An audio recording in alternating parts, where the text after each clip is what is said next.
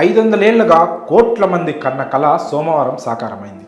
అయోధ్యలో బాలరాముడి ప్రాణప్రతిష్ఠ నభూతో నభవిష్యతి అన్న రీతిలో సాగింది. ప్రపంచం మొత్తం ఒక్కసారి అయోధ్య వైపు చూసింది. ఈ బృహత్తర కార్యాన్ని వేలాది మంది ప్రత్యక్షంగా, కోట్ల మంది టీవీలలో చూసి తరించారు. ప్రాణప్రతిష్ఠ రోజు కేవలం ఆహ్వానం ఉన్న వారికి మాత్రమే దర్శనం చేసుకునే భాగ్యం దక్కింది.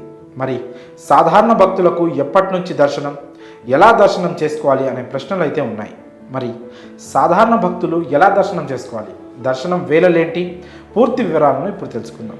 జనవరి 23 నుంచే అయోధ్యలో సాధారణ భక్తులకు దర్శనం చేసినందుకు వీలు కల్పిస్తున్నారు. అందుకు సంబంధించిన వివరాలు, అలాగే హారతి దర్శనం వేళలను కూడా అయోధ్య అధికారిక వెబ్సైట్లో అందుబాటులో ఉంచారు.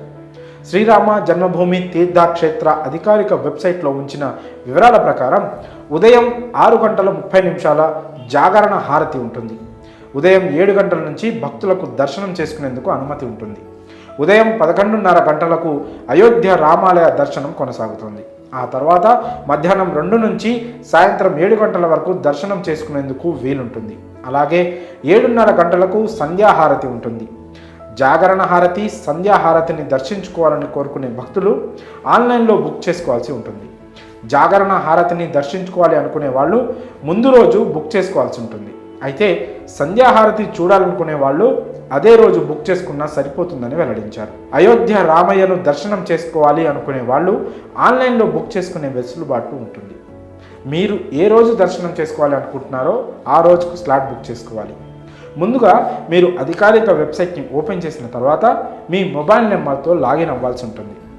మీ ఫోన్కి ఓటీపీ వస్తుంది. దానిని ఎంటర్ చేసిన తర్వాత మీరు లాగిన్ అవుతారు. హారతి దర్శనం ఏదైనా మీరు బుక్ చేసుకోవచ్చు. హారతి అయితే నిర్దిష్టమైన సమయాల్లో మాత్రమే ఉంటుంది.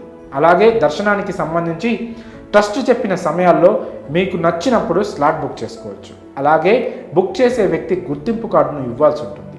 మీతో పాటు ఎంతమంది దర్శనానికి వస్తున్నారు అనే విషయాన్ని కూడా వెల్లడించాలి. అలాగే మీరు దర్శనానికి వెళ్ళే సమయంలో ఇలాంటి తప్పులు మాత్రం అస్సలు చేయకండి. అవేంటంటే సాంప్రదాయ దుస్తుల్లోనే మీరు దర్శనానికి వెళ్ళండి. వెస్ట్రన్ స్టైల్ దుస్తులు, అభ్యంతరకరమైన రీతిలో ఉండే డ్రెస్సింగ్ స్టైల్లో వెళ్ళే వారికి అయోధ్య రామ మందిరంలో ప్రవేశాన్ని నిలిపివేస్తారు.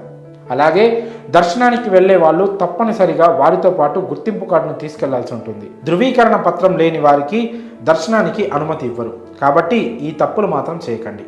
ఇక అయోధ్యను చేరుకోవడానికి దేశంలోని అన్ని ప్రధాన నగరాల నుంచి రోడ్డు, రైలు, విమాన సర్వీసులు అందుబాటులో ఉన్నాయి. ఇప్పటికే పలు నగరాల నుంచి అయోధ్యకు ప్రత్యేక రైళ్లు కూడా నడుస్తున్నాయి.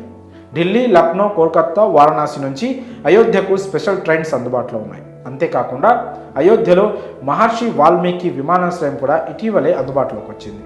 అయోధ్యకు చేరుకున్న తర్వాత అక్కడి నుంచి రామాలయానికి చేరుకోవడానికి ప్రైవేట్ వాహనాలు సైతం అందుబాటులో ఉంటాయి.